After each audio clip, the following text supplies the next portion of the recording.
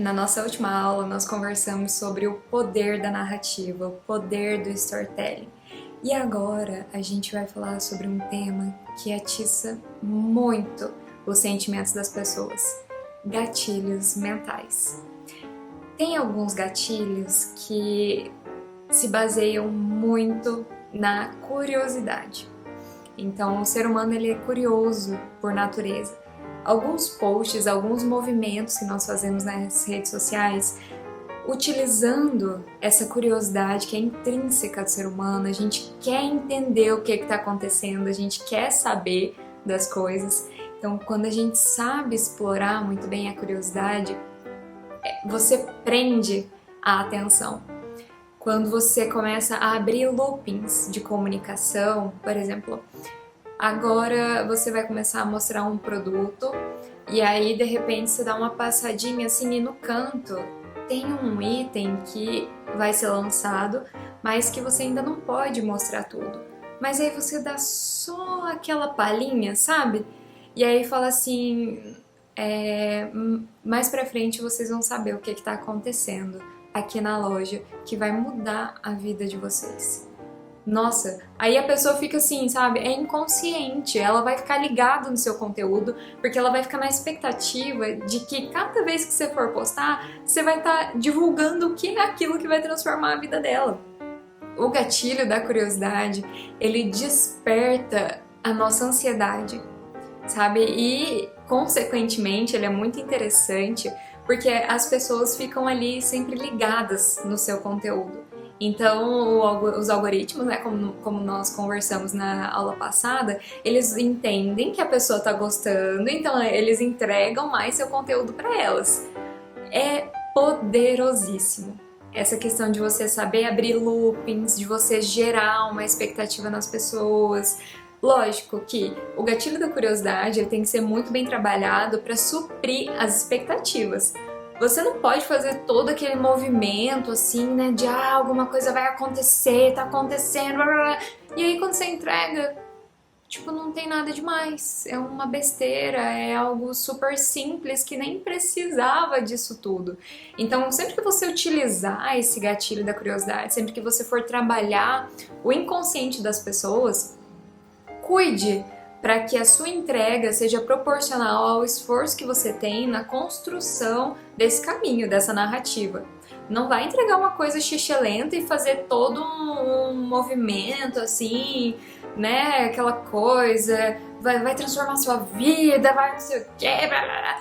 Tem gente que faz muito isso, né? Grita muito, mas quando você vai ver aquele negócio do cachorro barulhento, faz muito barulho, late muito, mas quando você vai ver é um pincher que não tem nenhum potencial lesivo. Então, cuidado com esse gatilho, ele é poderosíssimo, porque a gente adora uma história nova, a gente adora uma novidade, a gente busca por isso, né? O que é monótono, às vezes fica chato para muita gente, então a gente tá sempre em busca de novidade. Mas cuidado quando você for explorar esse gatilho da curiosidade. O nosso próximo gatilho, que é bem poderoso, é o gatilho da repetição. O que é isso? Quando você pratica determinadas coisas, é quando você posta determinado conteúdo, com tanta repetição, faz isso por tantas vezes, que você se torna dono daquilo. Então, por exemplo, quando eu estudava para concurso, eu estudava de manhã, trabalhava à tarde e à noite eu ia lá estudar de novo, só que eu postava para todo mundo, terceiro turno. E fui postando, de repente, toda vez que as pessoas viam terceiro turno, elas associavam a mim. Então elas postavam assim, no terceiro turno, como diz Camila, no terceiro turno criado pela Camila. Esse tipo elas tinham esse tipo de atitude de associar uma coisa que é banal, que eu não criei, né, que provavelmente eu vi alguém fazendo e comecei a repetir na minha situação, ali na minha narrativa de estudos, e elas viram aquilo como meu. Então toda vez que elas batiam o olho na frase, na expressão terceiro turno, putz, a Camila. Isso é incrível, gente, porque a pessoa começa a te ver em outros lugares. Você já dominou o subconsciente dela. Hoje, por exemplo, eu estou desenvolvendo um novo ritual que é o de ler 5 páginas de livro por dia. Primeiro porque a leitura, ela faz com que você consiga pensar melhor, organizar suas ideias e, consequentemente, você se expressa melhor. Então, você consegue ter um pouco mais, diminuir a ansiedade na hora de falar. Através da leitura, você aprende palavras novas, você analisa a forma de comunicação das pessoas, além de toda a informação, todo o conhecimento que você vai absorver, né? Que é muito vantajoso. Mas só sabe escrever bem, só sabe se comunicar bem quem tem o hábito da leitura. É uma pessoa que entende a narrativa, que sai do ponto A, chega no ponto B e conclui aqui no C. Então, as conversas, os diálogos precisam de começo, meio e fim, e para isso a leitura. Então, eu estou desenvolvendo esse ritual. Então, todo dia pela manhã eu posto lá a foto lendo e coloco 5 páginas por dia. Nesse tempo, 2 pessoas já me falaram assim: Camila, mudei meus hábitos por conta desse seu post. Todos os dias eu tô lendo ali de manhã cedo um livro. E a outra pessoa veio e postou a foto de um livro falando como, acompanhando a ideia da Camila, 5 páginas por dia. A ideia da Camila. Eu criei isso? Eu criei a leitura? Não, mas o fato de repetir determinados hábitos faz com que você entre no inconsciente das pessoas. E elas passam a enxergar você em lugares comuns, que pertenceriam a todo mundo, mas que passam a ser seu. Isso é muito poderoso, gente. E assim, você pode desenvolver hábitos, rituais, bem como você pode mostrar determinados objetos. Por exemplo, a questão dos acessórios dourados, as pessoas podem associar a sua imagem a alguma forma de vestimenta, alguma característica assim, por exemplo, eu gosto muito de café, então eu tô sempre ali com a xícara de café na mão, tiro foto da xícara, brinco com isso, as pessoas começam a te ver onde você não está fisicamente. Mas os seus sinais da sua marca passam a ser tão fortes por conta da repetição que você gera ali, né, todo dia, postando ali coisas semelhantes, aparecendo de formas semelhantes, que você entra no inconsciente das pessoas e elas passam a pegar aquela característica, aquela palavra, aquele objeto como seu. Então, tem uma gigante do marketing digital que eu admiro bastante, que é a Duda. E ela tem a característica, por exemplo, tinha a característica dos pés na mesa. Aquilo simbolizava a liberdade de ter chegado alto, né? Porque ela comentava assim, tem uma história por trás. Então, ela comentava que o ato de colocar os pés na mesa significa que ela chegou em um patamar tipo de chefia, porque quando ela era empregada, ela não tinha liberdade de chegar na sala e colocar os pés em cima da mesa no fim do expediente, porque ela era empregada. Agora, como chefe, como dona da vida dela, ela tem essa liberdade. Então, o fato de colocar o pé na mesa depois do expediente ou em qualquer hora significava a força dela, a liberdade dela. E as pessoas, às vezes, colocavam o pé na mesa e marcavam ela. Olha, tô aqui no meu momento pé na mesa. É uma coisa tão simples, só que o fato dela repetir aquilo, de colocar os valores dela naquilo, mostrar que existe um significado, tornou uma característica muito, muito, muito pessoal dela e que fortalece a comunidade. Então isso é muito importante, você desenvolver rituais, alguns hábitos. Tem gente que lê a Bíblia pela manhã, compartilha devocionais. As pessoas te enxergam naquilo e elas vão querer participar daquele movimento.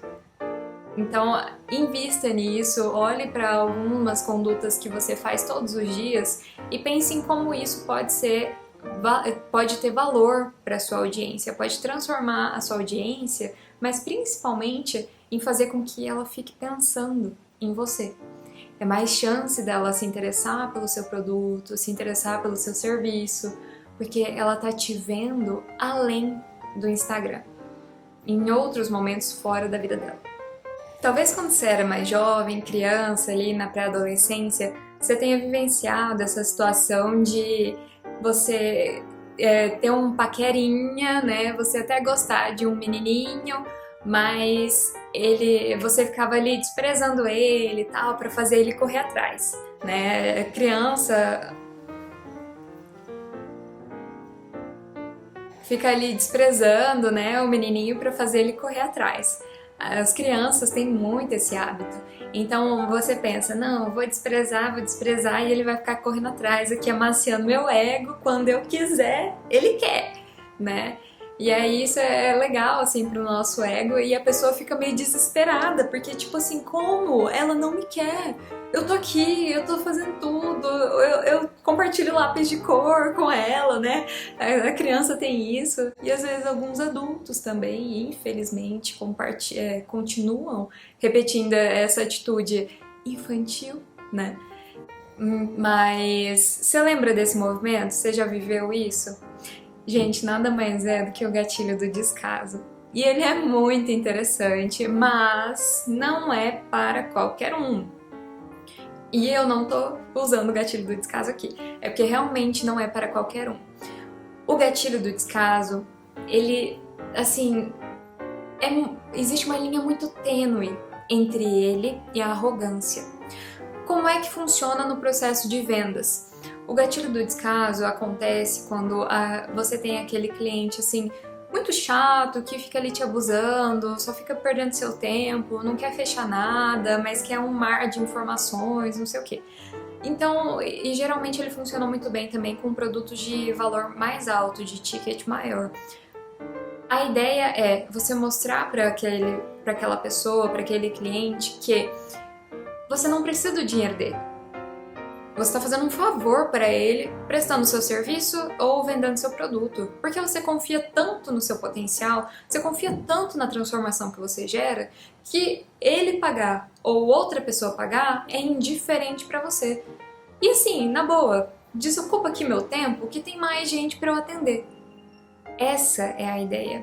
A pessoa começa a ficar um pouco desesperada, porque tipo assim, porque como assim eu não sou importante para ela? Como assim ela não quer o meu dinheiro? Ao invés de você ficar buscando, implorando para a pessoa comprar de você, esse gatilho ele vira o jogo. Você faz com que a pessoa deseje estar aqui com você. Porque a sua transformação, a sua promessa tem que ser muito forte nesses momentos. Tá? Não adianta você vender um produtinho qualquer que encontre em qualquer lugar e aí você vem e aplica o gatilho do descaso. Não faz sentido, né? Aí a pessoa vai te ver como arrogante, ela vira a esquina e compra de outra pessoa. Pronto. Mas a ideia é fazer com que ela deseje estar nesse lugar, que ela perceba que ela está perdendo. Se ela fica enrolando, se ela fica enchendo o saco, ela está perdendo, não você. Porque se ela sai, tem várias outras pessoas esperando pelo seu serviço. Aqui vale muito a pena você mostrar os resultados da sua empresa, sabe? E deixar bem claro tudo que você oferece, a transformação que você gera pelo seu produto, pelo seu serviço.